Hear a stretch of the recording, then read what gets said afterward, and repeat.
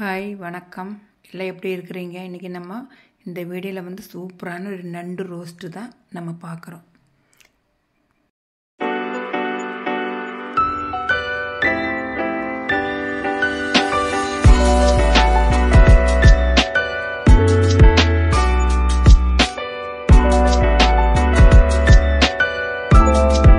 நண்டில் பல வகை இருக்குது. நம்மளுக்கு இங்கே கிடைக்கிறது வந்து ரெண்டு விதமாக கிடைக்கும். ரெட் கலர்லேயும் ப்ளூ கலர்லேயும். இப்போ ப்ளூ ஷேட் இருக்கிற நண்டு தான் டேஸ்ட்டாக இருக்கும். இந்த மாதிரி ரொம்ப ப்ளூ இல்லை, லைட்டாக. அப்புறம் நண்டு வந்து எப்போவுமே எடுக்கும்போது நல்லா வெயிட்டாக இருக்கணும். இந்த நண்டு வந்து 1 கிலோ 300 கிராம் இருந்து 5 நண்டு தான் நின்றுச்சு. நண்டு நல்லா வெயிட்டாக இருந்தால் தான் அதில் சதை நிறையா இருக்கும். இப்போ வாங்கும்போது வெயிட்டாக இருக்கிறதா பார்த்து வாங்கணும்.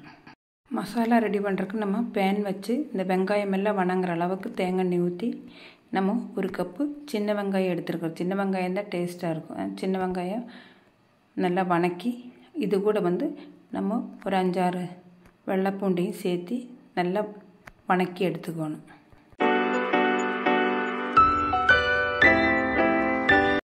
வெங்காயம் எல்லாம் நல்லா வணங்கினதுக்கப்புறம் 1 டேபிள் ஸ்பூன் குருமிளகு, 1 டீஸ்பூன் ஜீரகம், இதையும் நல்லா பச்சை மணம் மாறுற வரைக்கும் நல்லா வறுத்துக்கணும்.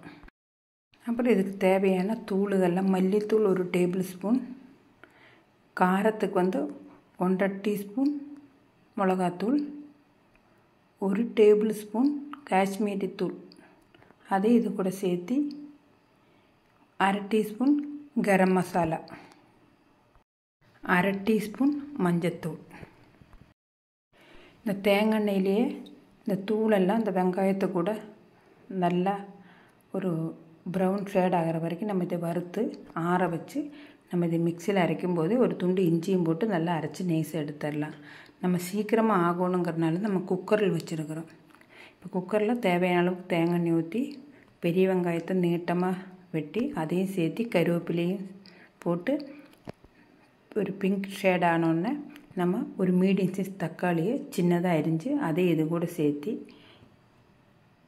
இந்த நண்டுக்கு தேவையான உப்பையும் நம்ம இப்போவே இது கூடயே சேர்த்திட்டு நல்லா கிளறி நம்ம ஒரு 1/2 நிமிஷம் மூடி வச்சிடலாம். அப்போ இந்த சீக்கிரமாக நம்மளுக்கு மசிஞ்சு கிடச்சிடும்.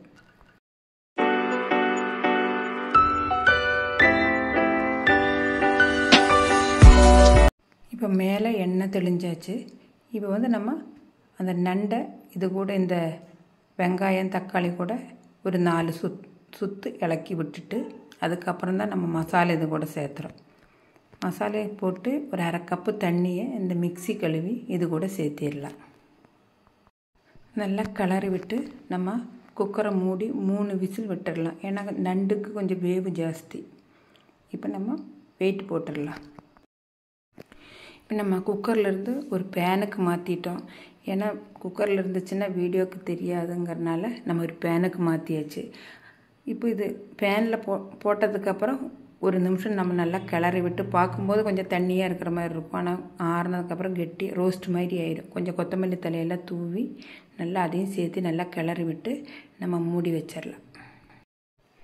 நண்டு வாங்கினீங்கன்னா இந்த மாதிரி ஒரு தடவை ட்ரை பண்ணுங்கள். இந்த வீடியோ உங்களுக்கு பிடிச்சிருந்தா லைக் பண்ணுங்கள், ஷேர் பண்ணுங்கள், மறக்காமல் சப்ஸ்கிரைப் பண்ணுங்கள். தேங்க்யூ.